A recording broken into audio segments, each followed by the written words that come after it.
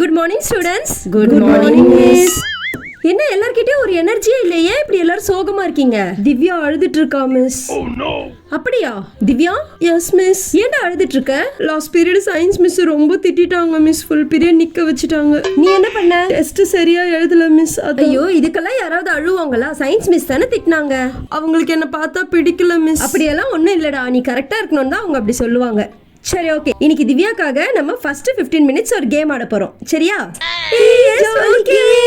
ஓகேடா, நீ இதுக்கெல்லாம் ஃபீல் பண்ணக்கூடாது. நான் உங்க சயின்ஸ் மிஸ் கிட்ட பேசுறேன். Thank you miss.